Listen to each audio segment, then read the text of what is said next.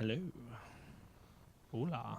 ¿Cómo está? Très bien. I'm trying to get a pencil. I don't have any pencils, honey. I don't have any pens either. Keys? No. I have a pen. I've got a bunch of sharp objects. Like knives? Yeah. Jesus, Joe. All right. Yeah, here, just use my phone.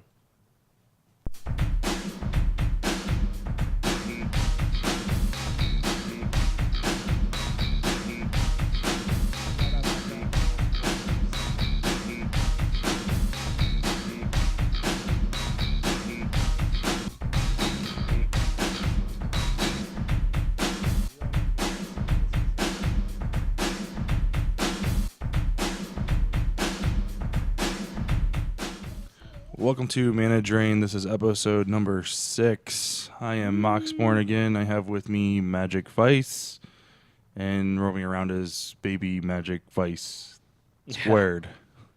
What's your call sign? What do you want to be called? What's your gamer sign? Testing is my life. Testing is my life. Okay. Testing is your life. I'm pretty sure that's going to change. All right. Anyway, we've got a pretty big show. We've taken a little hiatus lately, only because I was on vacation during last show, and we decided to take a week off and build some decks. And I've been sick for and forever. Nick's always sick, so there's nothing new there. 4 weeks. 4 weeks of this god-blinking thing, and I'm still sick. It'll be all right. I know. It'll be okay. It's only the plague. God, I hope not. So a couple things that we're going to be talking about today is, well, it's okay. There's a cure for that, right? Well, technically, yeah, it's a strict course of antibiotics, but I would be presenting completely different symptoms. But never mind. I'm not going to get into that. You're an idiot. Thanks. I know, right? So what we're going to be talking about this episode is we're going to be talking about the Battle for Zendikar kind of buzz or Lack thereof. lack of buzz, Yeah, real lack of there. stigma, if you will. We're going to be talking about the newly announced Shadows over Innistrad. Yes. And then we'll kind of go into what decks we're building for our upcoming Modern tournament and go from there. So, yeah. So, let's talk about this Battle for Zendikar. Not many cards are being used. Well, a At lot all. of cons. I mean, hell, there's a crap ton of cons. The most card that's actually utilized in these decks is the basic land. From Battle of Zendikar. That's You mean the battle lands? no, the basic lands. That's the most common thing you see. Is like basic lands. People using the full art lands. Yeah. Yeah. And whatever. I don't know. Ulamog's got a decent showing. For the Eldrazi, he's about the only one. Right. The battle lands, I think, are pretty much the only thing that's constant in every deck. Obviously, just because of the fetches. I mean, Yeah. Well, I like calling them Tango lands. I always like that name better. Tango lands? Yeah, but you can call them battle lands if you want. But what are you going to call the next set's lands? The battle lands that weren't in Battle for Zendikar. But hey, you know what? The battle's still going on. Let's rage on. well, this is the Oath lands.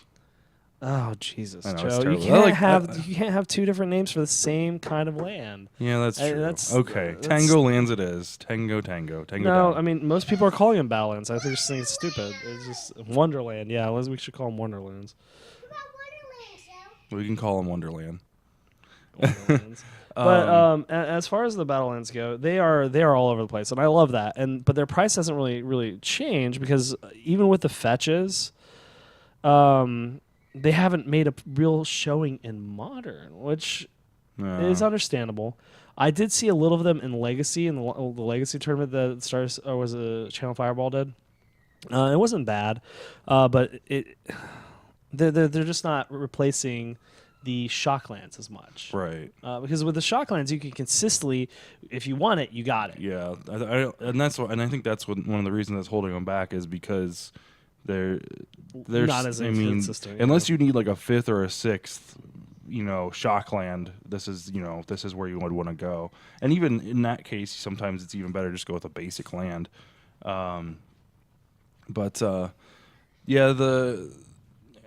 With in standard at least, I don't think we're gonna see much price increase as far as the Battlelands go until No. after rotation. Well, I don't know. I think there's going to be a lot going on after rotation. Which I found out that we've got another set until we lose Cons and Fate Reforged. Okay. So yeah, So another set. So that means we're going to go to Innistrad. and then when we hit Innistrad, we'll lose Cons and Fate Reforged. We'll still have Dragons. Jesus, Joe, that's like next year. I know. We're going to have this crap forever. All right. So yeah, I was under the impression that when Oath came out, we were going to lose those 2 sets, but no, they'll consistently be 6 sets in Standard at all times. Oh, that's going to make it so hard to keep up with stuff. Well, I mean, I don't just know. until I'm kind of sad that we don't see ally decks. I mean, with all the allies that we have, I mean, ally is definitely a draftable format, but Right. you just don't see it in the Standard at all. Well, yeah, and like I mean, right now, I think that with Standard being the way it is, I don't think we're going to see much of other than Jeskai, Abzan, and that's about. I mean, there's Jeskai Black, really. Jeskai Black, Or Jeskai Blue did pretty good too, but you mean or Asban Blue. Asban Blue. Yeah, Asban Blue. Jeez, what am I thinking of? It's all good. there is blue in Jeskai. I know there is. No Bring Delight decks anymore. I'm sad to see that. I would really wanted to see that. Yeah. Which I mean, it's still still early working in on its it. life cycle, so we got time. With the modern being the way it is, though, it's a perfect additional way to get slivers out. Yeah. It really is. And with the Battlelands, Tanglelands, or Wonderlands, there's no pencil, honey.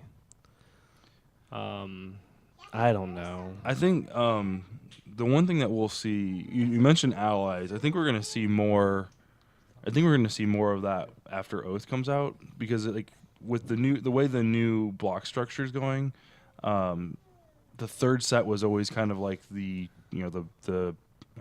bastard child, I guess. It really didn't there was none of the carryover mechanics. There was only like, hey, this is the new mechanics to kind of bridge the gap between this set and the next set.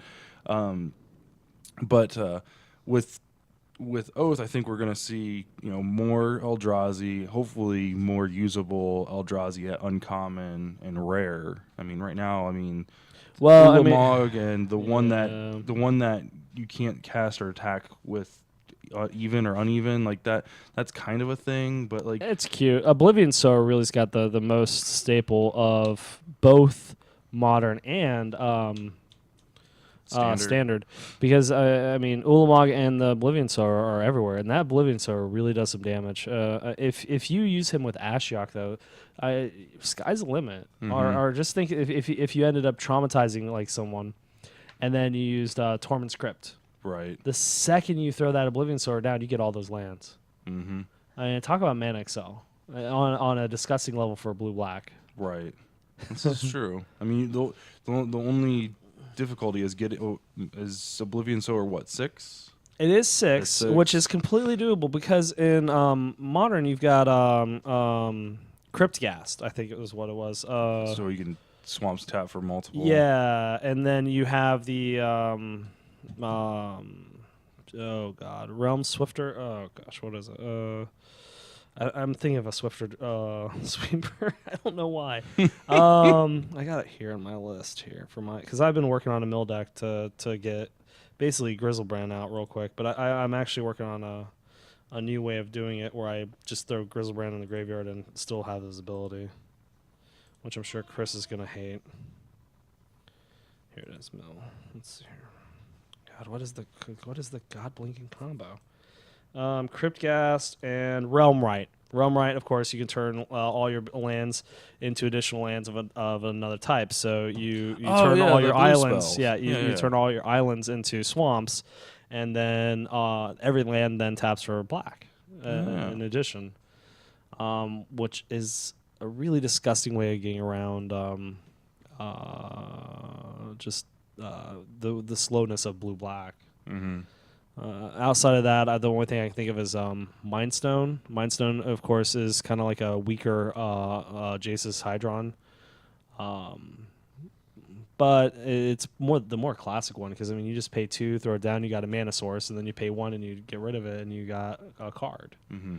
So is it 2 cards or 1? you get 1. No, Jace's you get 2. Oh, okay. But Jace's is 5 to put out, Yeah. and it's 2 to get rid of. Which one? So okay. So I mean, like I think with the set the way it is right now, like with standard the way it is right now, I don't think we're gonna see much outside of the core sets, the 3 colors, and then with the battle or with the Tango lands, we're gonna see like up until Oath comes out, the splash this color, remove your 2 worst spells from Jeskai, like the original Jeskai win decks. Remove your 2 worst spells, put in the 2 best spells from black or green or whatever, and go to town. You know what's interesting though, with having 6 sets, you're opening up the whole realm of infinite combos, like on crack. Because before, whenever there's an infinite combo, it was always like last second. Like look at the Sage of Hours. That was an infinite combo for infinite turns that came up almost at the end. Yeah, for like the last 3 months. And nobody recognized it until like the last month. It was crap. Right. So it's going to definitely open up the door for infinite combos. I mean, if we had that for Theros, I mean, we'd have infinite mana combos all over the place. Right. I think, and so one of the things I wanted to talk about specifically was, what's going on in standard right now that stops us from seeing Eldrazi spells, and in ally decks, and so like I kind of broke down what we're looking at right now. So if you look at like Theros block, the biggest push was Devotion. Like you had mono blue, you had mono black, you had some some other sets, some other decks in there. I mean, when you had Return to Ravnica in there, you had blue white control with Jace's Architect and Sphinx's Revelation and all that stuff. So that kind of kept blue Devotion in check. But once we got rid of Return to Ravnica and Khans came out, that kind of broke down into you've got 2, 3 colors and very little 4th color until we've got the Battle for Zendikar lands, and that kind of what broke open the whole 4th color deck. And people tried to bring the light decks and stuff like that and all that, but Converge really kind of helps out with the aspect of it. But again, most of your Converge spells that are worth a damn are 3 mana. Right. So I mean, the one spell, the Anger of the Gods one, Radiant Flames. That one's actually pretty fun. I've got that in my Aristocrats deck, and I find it interesting that I can intentionally make it only 2 so that my 3 power creatures don't die, and just do a 2 board wipe rather, Whereas if I cast an Anger of the Gods at that time, everything is gone. Hell, I like the idea of just having it for a 1, just when you have a whole bunch of night tokens. I mean, right. Exactly. Hell, if we'd had that when Elspeth was around, people would think a little bit, twice. Oh about God, that. yeah. I mean, so, Anger of the Gods was great, but it hurt everyone. You're right. Right. But, And think of it, and it's a catch-22 as well, because it exiles whatever it kills. So that would go along well with the ingest processor thing, but too little, too late. Yeah. So then from Battle for Zendikar, we're looking at Innistrad, and if we kind of look at what Innistrad was before, we know that it was heavily based in tribal. So you had like your vampires, your humans, your spirits, and your werewolves, which in my opinion works really well with what Zendikar is doing with the allies and the Eldrazi. I really think those 2 decks or those 2 blocks were meant to mesh a little bit better than what we're looking at with Khans and Zendikar. We should really be glad that Eldrazi are kind of their own thing and not tribal mechanic, because that would turn Eldrazi into slivers on crack. Well, right, but I mean, there's still. I mean, can you imagine some of the like artifacts that give all your creatures of a chosen type +1/+1, or give all your creatures of a chosen type haste, or something like that, where obviously something that gives creatures haste of a certain type is going to be less than 6. And if you drop that before your big Eldrazi, it'd be better with the Scion tokens. Right. It would definitely be much better with the Scion tokens. Exactly. So, and then like with the mechanics, I think the mechanics in both the Zendikar set, the Return to Battle for Zendikar, and the Innistrad, I think the mechanics are going to be what really melds these decks together. Say both again. Both with an L. Both. There's no L in it. There's an L. There's no L in it. It's really tiny. And Spell it. Spell both. BOLTH. Oh my god. Oh, English weeps at you. Okay. So I think once we get rid of the Manus Riders and the Manus Riders are and the what was the Rhino? Siege Rhino. Siege Rhino is not that as terrible anymore. Although I will have to say that Bring to Light is annoying because for the most part, every time we saw it, it was always searching for the same damn thing. The Siege Rhino. Yeah. So And that's why I like the idea of using Bring to Light in a sliver deck, because then, hey, what are you going to get? Yeah. You can get anything. Heck, in Legacy, you could go and get a Sliver Queen. Right. That's disgusting. Yeah, that's something. What's the most expensive? I can't even think what the most expensive sliver is. It's more than 5. No, all the multicolor, like the Lord, the Legion, and the Silver Queen, they're all 5. They're one of each color, Right. which you can bring with Bring to Light. But there's got to be. I don't think there was any more that were more than 5, was there? A Groundbreaker sliver, maybe the big one from Ravnica, or from what was it? 15th. Anyway, yeah, I'll look it up. I'll look it up. God knows I have them all. Love slivers. So that's kind of like what's going on. So I think once we get rotation and people are, the general consensus is this Zendikar deck or set really blows, and the only reason people should buy it is for the expeditions and stuff like that. And I don't necessarily agree with that. I just think that the Battering sliver. How much is that? It's 7. Oh my and God. then there's Ground Shaker. It's Ground Shaker. That's what it was. 7. So there are 7. No, it was the other one was 6. That one's 7. There's a Magnetic Sliver 6. So there are some, but honestly, they're not even on my list for my deck. So I give a crap about that. Right. So who gives a shit, right? Right. Oh, crap. Crap. So, anyway. Yeah. But, all right, so let's talk about Shadows over Innistrad. Emrakul is not on Innistrad. There's no way. Yeah, there's no way. It is not possible. But people, stop saying it. I don't care. There's thousands of things that have shadows, and it's not Emrakul. Yeah, it could be anything. What I'm kind of interested about is, okay, so Grizzleben's dead. Liliana killed him. All right, she killed him. He's gone. So that means Avacyn has taken over for the most part, is doing what she's supposed to do, and so it should be more of an even dichotomy, because before there was so much red and black, everything was red and black, blood and death. Well, it was very much against the humans. Like the human race was on the verge of extinction. Yeah, and so now it should be a little bit more equal. What I am sad to think of, I like the idea of thinking that maybe we'll get flip cards back, because they were extremely popular with Origins, with the Planeswalkers. They were amazingly popular. But I don't think we're going to have that again, because the werewolves, which is what really brought the flip cards to light. I'm remembering the story that when Avacyn came out, she gave them the choice that either die or she turned them into Weirin, something like that. And so they were werewolves all the time. They no longer flipped. They're like half werewolf, or they were werewolf with human minds. So they were no longer bestial, which is annoying because the werewolves were cool. And I don't think we're going to have such a unique way of doing a creature that I love. I love werewolves, and I love the idea of being able to flip them, because it was very on par with what they were. Right. It gave you the sense of night and day, for sure. So definitely. And the same thing with the, what was the blue guy? The guy who turned into the big beast. Delver of Secrets? No, not that one. The blue guy who turned into, it was like basically Dr. Jekyll, Mr. Hyde. Oh, I don't remember his name. Awful card, but amazing idea. Right. But awful card. Horrible. It's great for draft, but nothing else. That's probably why I don't remember it. I don't know. I think they're going to bring werewolves back. I'm hoping for a werewolf planeswalker. It would be a Weirin.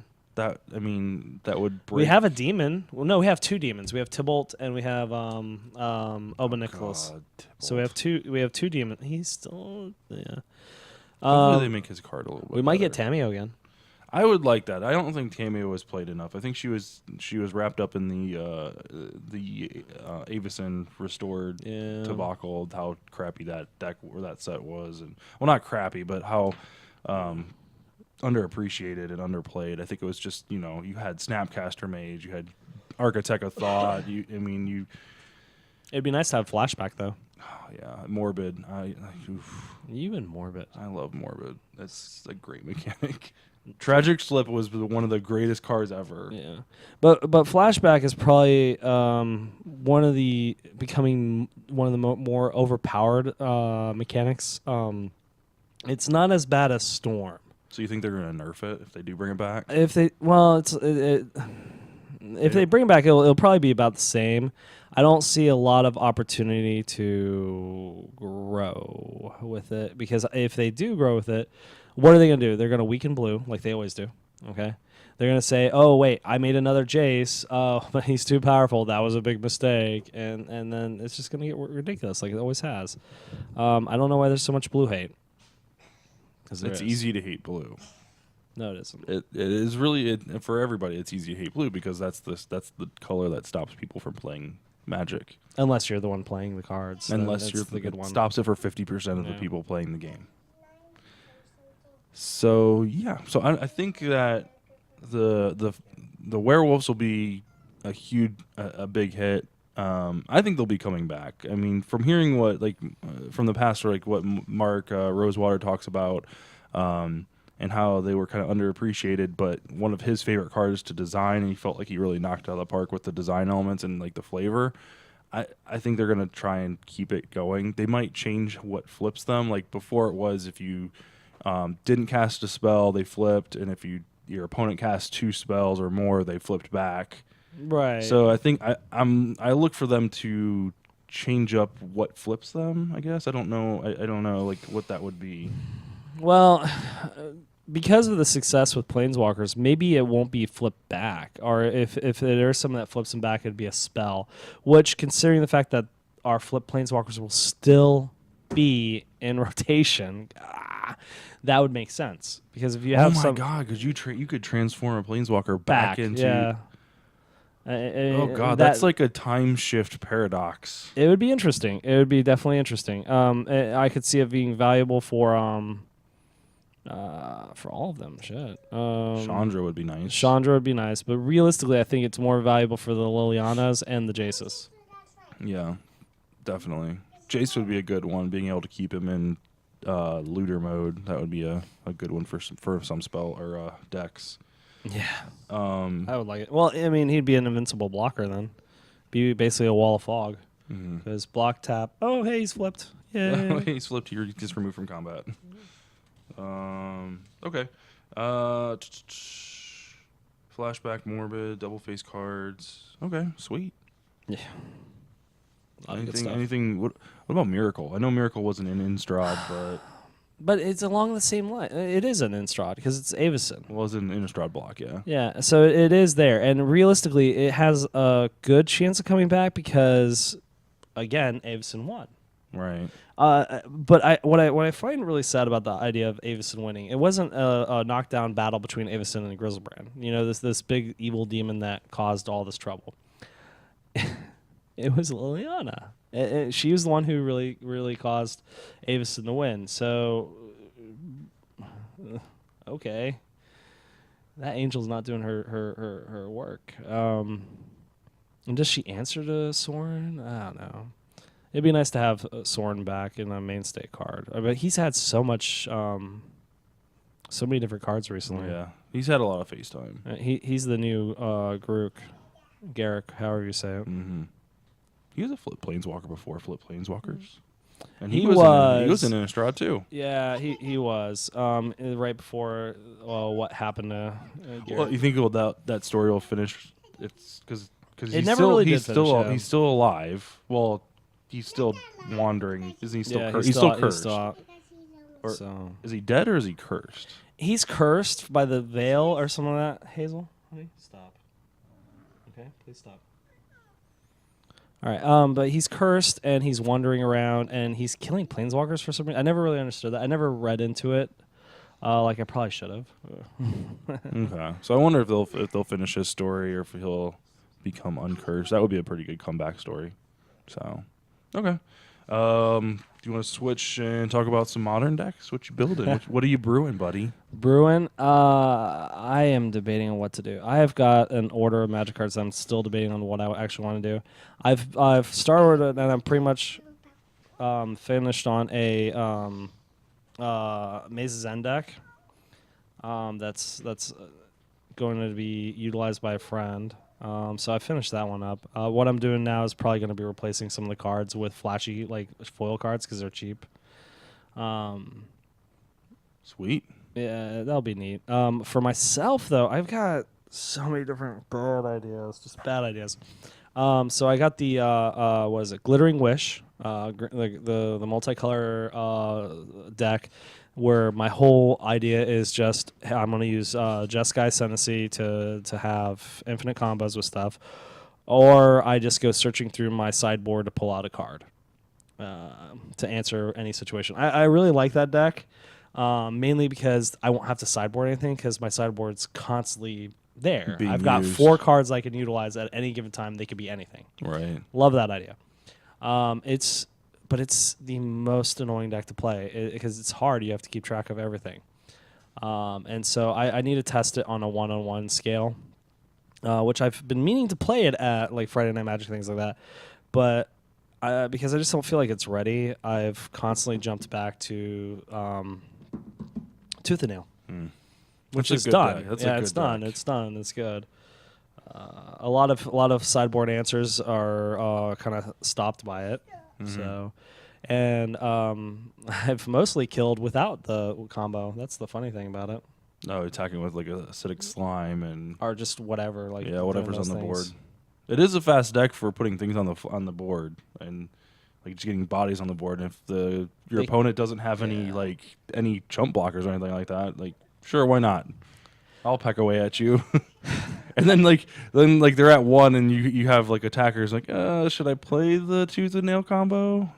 Yeah, I have been. I don't know. I was thinking about doing kind of a Tron-based version of it, and then of all things, this week, they talked about a Tron version that somebody did well at, and they had on Star City Games, and they showed a version that was way better than anything I was working on. I really felt bad. I was like, oh, I didn't even think about it.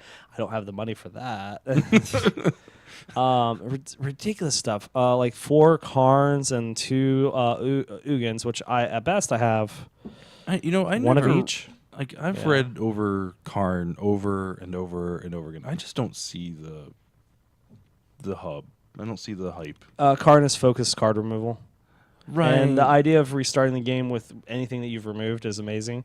Yeah, but I mean, then you're like, so you either go down one path or the other, right? Either you're exiling their stuff or you're exiling your stuff to restart the game, correct? Well, you could restart their stuff, or you can remove their stuff too. Right, you can remove their stuff, but if you restart the game, they get their stuff back, don't they? No, because you get. You just get your stuff back. Let's see here. I think you get all the stuff. That would. You get all the stuff. Oh shit! Shoot. Let's see here. So restart the game, leaving all exiled, non-art, exiled with them. Yeah, so it doesn't matter. It's under your control though. So if you exile like their if I exile Emrakul from you, I get him. Oh. If I exile Jace, I get him. I guess it helps if you read the card. Yes, Joe, it does. Oh, I'm sorry. I felt like it was a one. Choose your path. Either you're exiling their stuff and not going to restart the game, or you're exiling your stuff and restarting the game, which kind of made me sad. No, if you're that far ahead, why are you exiling? I've always liked Karn. Karn was amazing. I loved it when he became a Planeswalker and when he came back during Future Sight. Yeah, it was Future Sight right before, and that's when you knew shit was going down because things didn't end very well for him when he sacrificed himself to fix the rift. So yeah, he had a bad time. Gonna have a bad time. Yeah. I've been working on the Possibility Storm deck, the Shenanigans deck. Really trying to get that one up and running for a 1v1. Right now, it's kind of like it doesn't have Omniscience in there anymore, which is kind of sad. I like casting spells for free. Why doesn't it have Omniscience?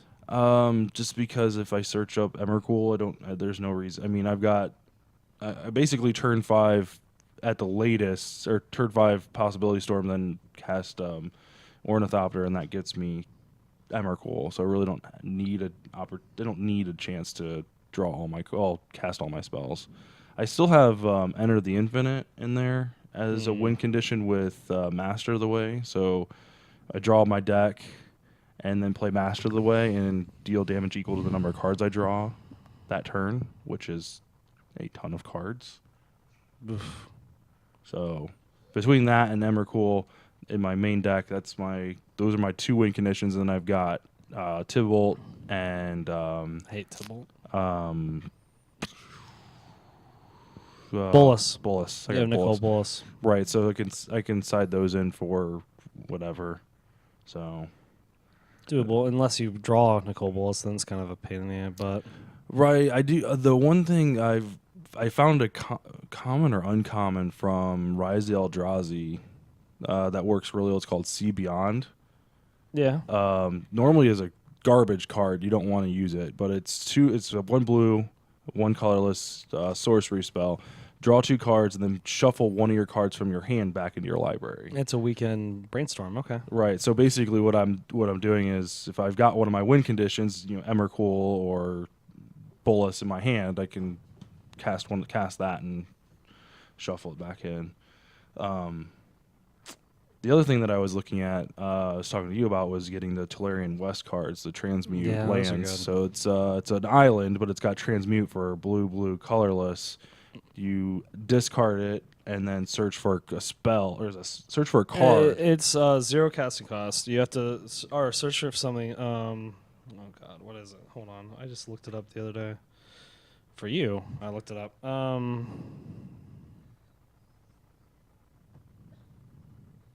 But yeah, I'm using that to search. Tolaria West, here we go. Yeah. So it searches for a card with a converted mana cost of 0. Reveal it and shuffle in your hand. So can you search for a land with that, or does it have to have a? Well, I guess it can't have a. Well, I don't know. That's confusing. Technically, I do not know the answer. So, but anyway, the reason why I want to use that is so I can search up Ornithopter. So if I have all the pieces of my, that's a 0 casting cost. Right. Yeah, you're good there.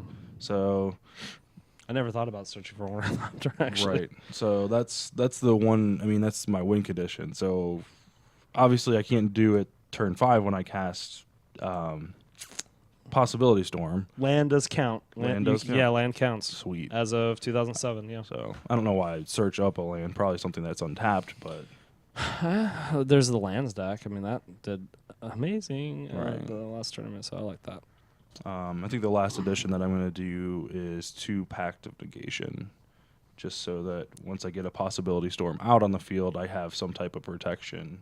Yeah, I noticed. I remember you asked for those this morning, and I was like, I have them, but I mean, that's the one thing that's worrisome is getting that spell to resolve, and if it doesn't resolve when I play it, if I don't have any open mana, I don't got any way to protect it. So, I mean, obviously, if I'm casting it on turn 5, I've got 5 mana to pay for the Pact, but packs make games fun.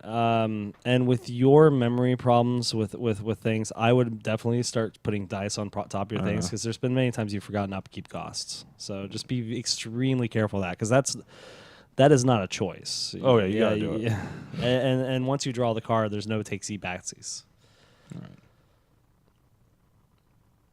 Yeah, but I like the idea of Pact of Negation. It's perfect for your deck. The only question is with Possibility Storm, well, you'd have to have a target, so you won't be able to just play it to go for the next thing. You actually have to have a target. Right. Yeah. The only reason I would use them, it would be to protect Possibility Storm the turn I cast it. After that, they're not used for anything. Yeah. So. All right, guys. Well, do you have anything else you want to talk about? Let's see our deck ideas.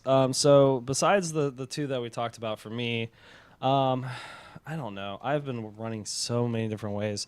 I like the Tron version of the Tooth and Nail, but I might go with and I really am regretting this if this doesn't pan out the way I think it is. I actually might be working on a mill deck. Oh boy. Like Super Mill. Like Super Mill, like turn 1 kill? No, not that big. But it would definitely be super annoying. And the only bad thing about it is, and I know Jesse's gonna hate this, he hates when you take things that other people that he has in his deck. A big part of it would be, okay, now that's mine. It's not an infinite combo. It's more along the lines of, I'm going to annoy the crap out of you, and then I'm going to draw a bunch of cards, and then I'm going to make you mill a whole bunch of cards. Now take all the cards that are in the graveyard, get rid of all of them with Haunting Echoes, and now I'm flipping you off while you are really mad, and now you have to reshuffle everything back in after I've organized your deck, and now you, and all those lands are mine now. So Oblivion's over. Yeah. Oh yeah, that's definitely in there. So you're going to take all their land. I am going to take all their land. So you're not going to destroy it.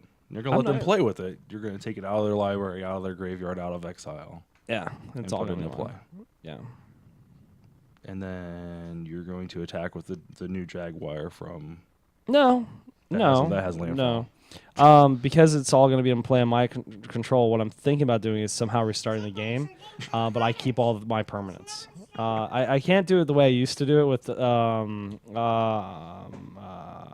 Time Spiral, the card Time Spiral. Mm-hmm. But I'm sure there's some combo I can do that. Just make the game as long and as annoying as possible for the other player. I may not win the tournament, but I'll have a win deep in my heart. And so that's something I'm thinking about. But the thing is, it's so hard to get a mill deck to work consistently. Well, if you're gonna take their land, you can play Seismic Assault. I thought about that too, but Seismic Assault's what, you discard? Oh, that's discard. Yeah, that's not going to help me because I can't put their lands in my hand. That would be hilarious. This is going back to my hand. I know, right? What's the other one I was? Oh, I could always do my Amulet Bloom deck, my version of the Amulet Bloom, which would be fun. Mine's going to have Ulamog in it soon, so we'll see. Or I could always just rebuild the Planeswalker deck.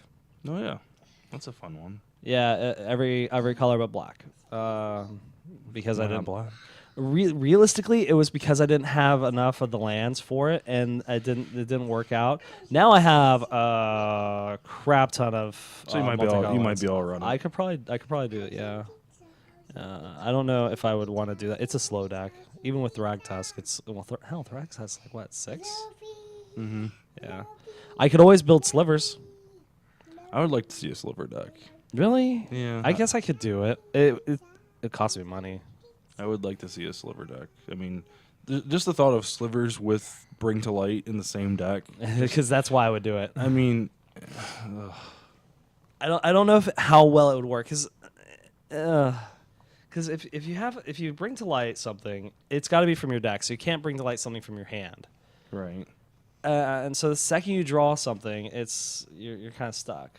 And the other part about it is the sliver lands that you could utilize to offset, and the any like special land for creatures like Mutavault, and things like that don't help you with Bring to Light. Yeah, that's true.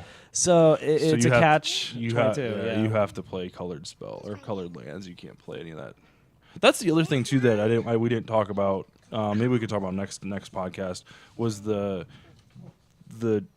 very little support that colorless spells got, like Eldrazi lands. Like there's like the 3 god lands. Yeah, I like that. I'm but gonna you have get to a couple have of those. 7 land in play to get that to work. Realistically, though, for those guys, that's completely doable because you're looking at mana ramp decks. So things like and so I was looking at an old card from Shadowmoor, which called Sudden something or other, that gave you an extra turn for 3 mana. Now you don't get an upkeep.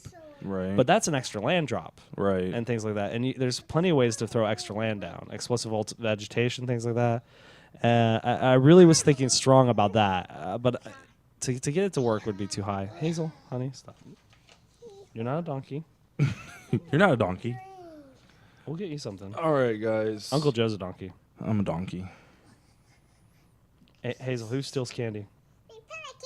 There we go. Oh, God.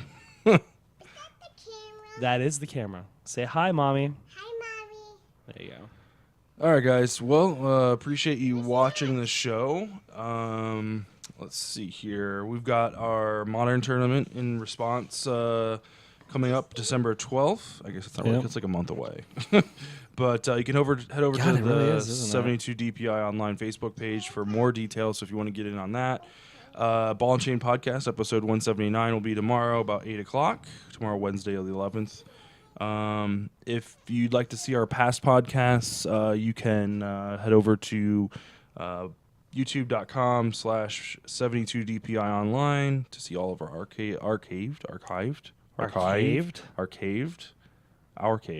Just out of curiosity, how were you in English class? I'm just throwing it out there.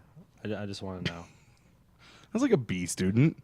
Wow. That's terrifying. It's the language you speak. Yeah. All right. No judgment here. No judgment. Both. Let's see what else. Next episode will be November 24th. You can watch us live on twitch.tv/BC Podcast. Yeah. Yeah, we'll be back in 2 weeks. We do take requests. We do? No, we don't. Oh, God. Well, I mean, how would we? Well, I mean, if you want to jump in chat and Twitch, you can jump in chat and always, talk to us during the show. Or if you want to leave a comment on YouTube, you can do that. Yeah, I guess. Hazel, do you have anything to say? Of course you do. Yeah, of course you do. Come here. Be quiet, though. Okay. All right, go ahead.